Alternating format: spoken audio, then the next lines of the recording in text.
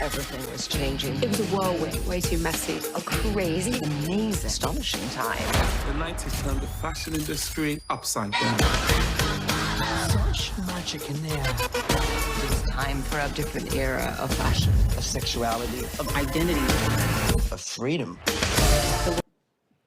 There's a new docuseries on Hulu called In Vogue, the 90s. It was a crazy era before social media when a print magazine could have a huge impact on the culture. The story is told through the interviews with the celebrities and models and editors who were there, particularly influential editor-in-chief Anna Wintour. Mark Annucci is the creative editorial director of Vogue and the executive producer of the series. Good morning, Mark. Good morning, Larry. Good morning, Robin.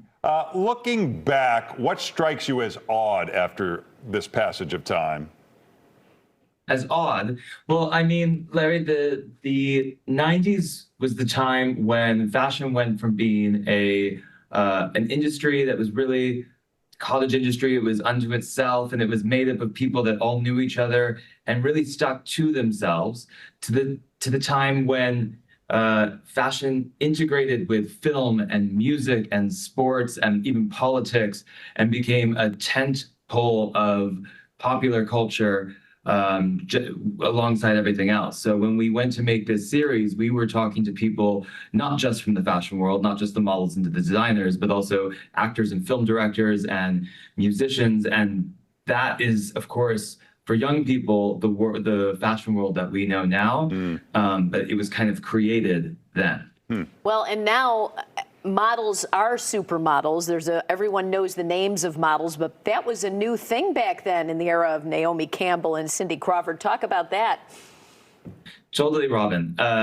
My boss, Anna Wintour, who is an executive producer of the series and a major voice and really started her time at Vogue in the 90s, she has said that the supermodels, that would be Linda Evangelista, Christy Turlington, Naomi Campbell, that you looked at them not because of what they were wearing, but because of who they were. And I think that's still true about the models that we talk about as supermodels or the household names, is that they bring as much to the fashion as fashion brings to them. But I recall this super thin, I think they called it heroin chic trend. Is that kind of going the other direction? Why did somebody think that was really cool and attractive and a positive thing? That was a moment in the 90s that we cover in the series. And certainly, actually, it was not something that we would promote then, that we didn't promote it then. And we don't promote it now either. We see how the idea of inclusivity on the runway and in the pages of magazines like ours has increased, and we see that as a super positive thing. But it has slipped actually in the past, just very recently, in the past few seasons. We've seen a decrease in models of curve and size on the runway, and are committed to always promoting not only a healthy body image, but an inclusive one. How influential was Anna Wintour in all of this? I know she's an executive producer of this, but you don't see her interviewed too often. So why did she want to talk about all this now? I think that Anna recognizes, like the rest of us, that the 90s, for whatever reason, keep coming back. Whether it's you look at the collections that of the designers who are working now and how much they're looking at the 90s. Actually, I'm just thinking about what I'm wearing today, and this jacket could have been made in the 90s. And so the 90s seem really prevalent right now in fashion and in pop culture. And we can see it in the way our audiences react to all of our different stories, covers.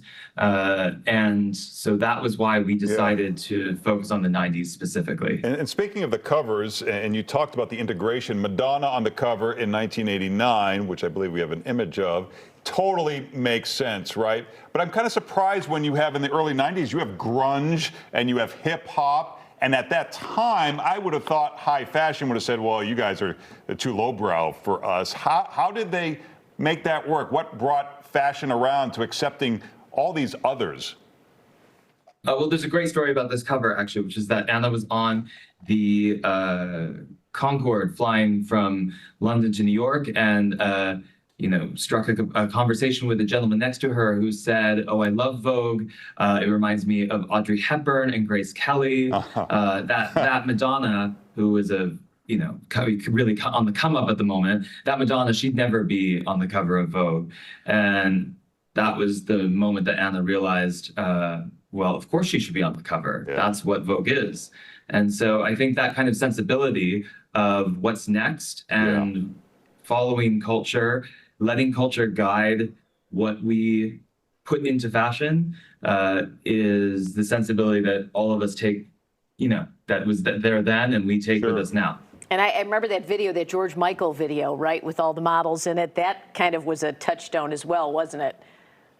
Absolutely. That is exactly what I was talking about before, about how fashion integrated with music in a way that it never had before, and that there was a confluence and overlap and a conversation between these industries that fueled both of them. That video and George Michael benefited as much from the supermodels as they did from being in his video. Well, it's fascinating stuff, and it's streaming on Hulu right now. And it's In Vogue, the 90s. Thank you so much for being with us. You can follow Mark on Instagram. There's his social info there. Thanks, Mark. Thanks, Mark. Thanks, Larry. Thanks, Robin.